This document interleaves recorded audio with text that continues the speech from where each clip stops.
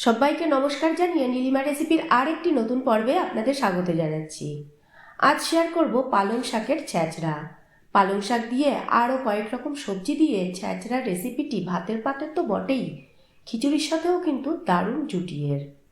নিরামিষ দিনে ডালের পাতে কিংবা ভোগের খিচুড়ির সাথে বানিয়ে নিতেই পারেন এই পালং শাকের ছ্যাঁচড়া রেসিপিটি।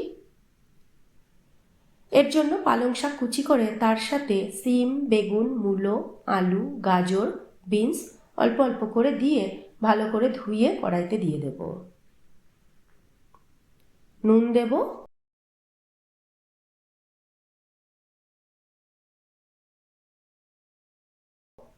হলুদ দেব, ঢাকা দিয়ে দেব।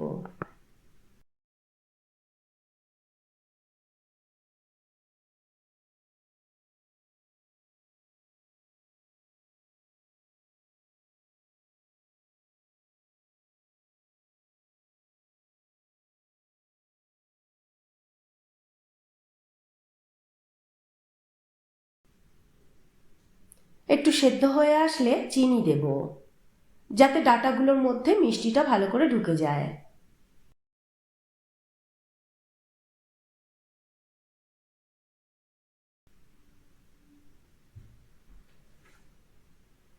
এবার ভালো করে সেদ্ধ হয়ে গেছে, দেখুন, নামিয়ে নেব।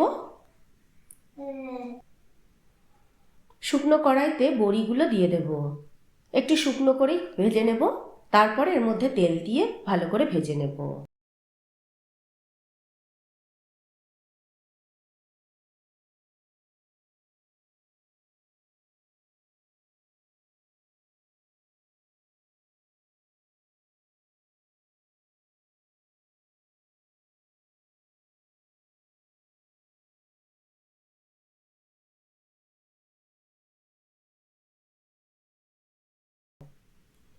বড়িগুলো ভাজা হয়ে গেলে নামিয়ে নেব।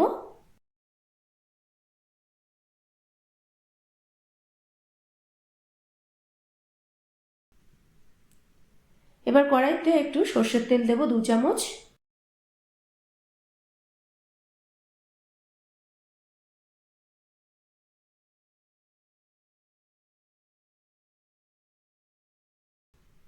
তার মধ্যে শুকনো লঙ্কা 5 ফোড়ন ফোড়ন দিয়ে দেব।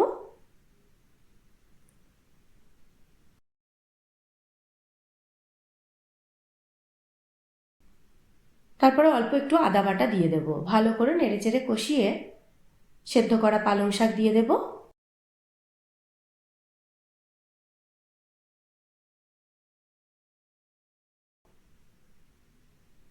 ভালো করে কষিয়ে নেব।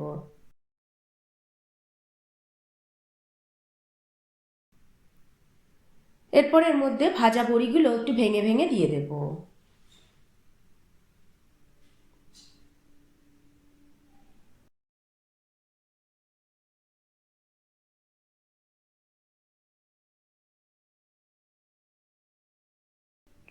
চেরা কাঁচা লঙ্কা দেব, কষিয়ে নেব ভালো করে।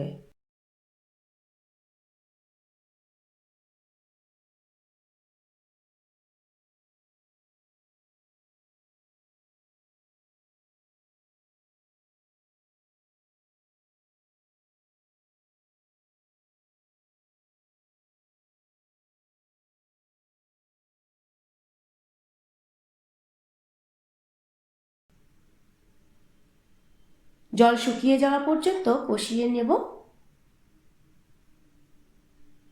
ব্যাস, দেখুন কত সহজেই আমাদের রেডি হয়ে গেল পালং শাকের ছ্যাঁচড়া রেসিপিটি।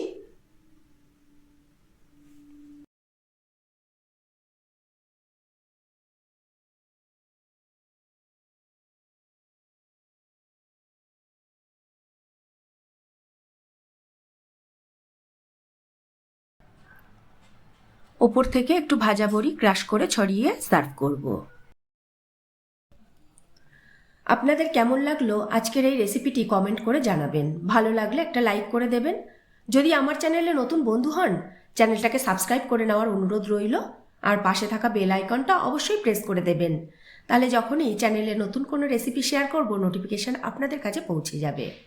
আজ তাহলে এই পর্যন্তই থাক। আবারও হাজির হয়ে যাব নতুন কোনো রেসিপি নিয়ে নতুন কোনো পর্বে। ভালো থাকবেন, সুস্থ থাকবেন সবাই।